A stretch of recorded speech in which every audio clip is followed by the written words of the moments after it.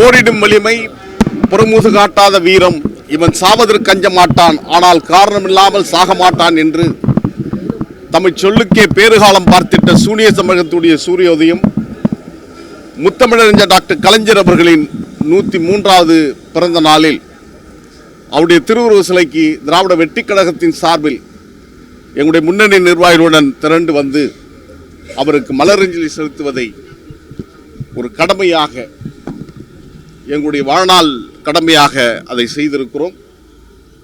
முத்தமிழறிஞர் டாக்டர் கலைஞர் அவர்கள் அன்னை தமிழ்நாட்டுடைய ஆக சிறந்த முதலமைச்சராக பொறுப்பேற்று ஏழை எளிய மக்களுடைய கண்ணீரை துடைக்கின்ற விதத்தில் பல்வேறு நலத்திட்டங்களை வழங்கியிருக்கிறார். குறிப்பாகவும் சிறப்பாகவும் மாநில சுயாட்சியை நிலைநாட்டுகின்ற விதத்தில் மாநில முதலமைச்சர்கள் தான் சுதந்திர தினத்தன்று கொடியேற்றிட வேண்டும் என்ற அந்த உரிமையை பெற்று தந்த அந்த மகத்தான ஆளுமை. அவர் முதலமைச்சராக ஆனதற்கு பின்னால் வறுமை கோட்டின் கீழ் அல்லது வாழ்விழந்த வீதியில் யாசகம் செய்து கொண்டிருந்தவர்களுக்கான மறுவாழ்வு இல்லத்தை கட்டி தந்தவர். கைரிக்ஷா திட்டத்தை ஒழித்தவர். அதற்கு பின்பாகவும் மதச்சார்பின்மை, ஜாதி மோதலுக்கு அப்பால் சமூகம் ஒன்றுபட்டு நிற்க வேண்டும் என்பதற்காக சமத்துவபுரங்களை கட்டித்தந்த பெருமை அவரையே சாரும். தமிழுக்காக அவர் ஆற்றியிருக்கின்ற பணிகள் என்பது இந்த மண்ணில் தமிழ் கூறும் நல்லுலகம் அவரை என்றையும் நினைத்து பார்க்கின்ற விதத்தில் அவருடைய நிலைப்பாடுகள் அமைந்திருக்கும். இது அருகாமையில் இருக்கின்ற ஓமந்தூரார் மாளிகை புதிய சட்டப்பேரவை வளாகத்திற்காக கட்டப்பட்டது. ஆனால் அது பிற்காலத்தில் ஆட்சி மாறியவுடன் அது மருத்துவமனையாக மாற்றப்பட்டது என்ற நிலைமை உருவானது.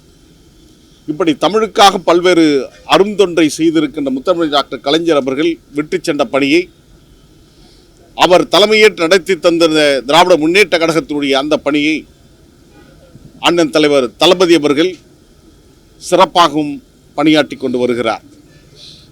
நடந்து முடிந்த சட்டமன்ற பொதுத் தேர்தலில் ஆட்சி அதிகாரத்தை இழந்திருந்தாலும் எதிர்கட்சி என்ற ஒரு சூழலில் இன்றைக்கு கம்பீரமாக களமாடிக்கொண்டிருக்கிறது திராவிட முன்னேற்ற கழகம்.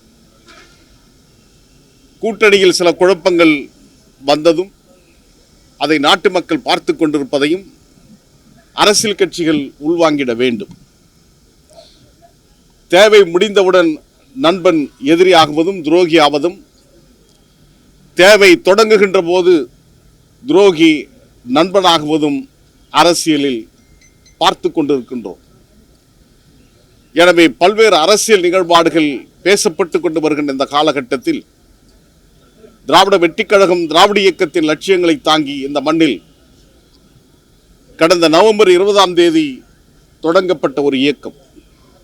அந்த லட்சியங்களை காக்கின்ற களத்தில் முத்தமிழ் டாக்டர் கலைஞர் அவர்கள் விட்டு சென்றிருக்கின்ற பணி, சர்பிட்டி தியாகராயர், TM நாயர், நடேசனார், பகுத்தறிப்பாளன் தந்தை பெரியார், பேரறிஞர் அண்ணா, முத்தமிழ் டாக்டர் கலைஞர் அவர்கள் விட்டு சென்றிருக்கின்ற அந்த திராவிட இயக்க லட்சியங்களை பாதுகாக்க வேண்டிய கடமையில் எங்களை நாங்கள் ஈடுபடுத்தி கொண்டு களமாடிக்கொண்டு வருகின்றோம்.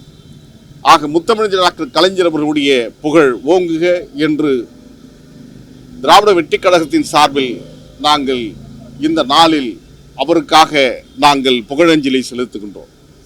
உதயசூரியன் சின்னத்தில் தான் போட்டியிடணும்னு சொல்லி எங்களை நிர்பந்தித்தார்கள். அதனாலதான் நாங்கள் உதயசூரியன் சின்னத்தில் போட்டியிட்டோம் அப்படின்னு சொல்லி வைகோ இன்னைக்கு சொல்றாரு.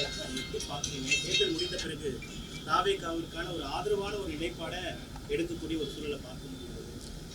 தாவேகா பக்கம் போவதற்கு எல்லா நடவடிக்கைகளும் பெட்டி படிக்கையெல்லாம் கட்டி தயாராக இருப்பதாகத்தான் அவருடைய பதிலிலிருந்து நம்மால் புரிந்து கொள்ள முடிகிறது.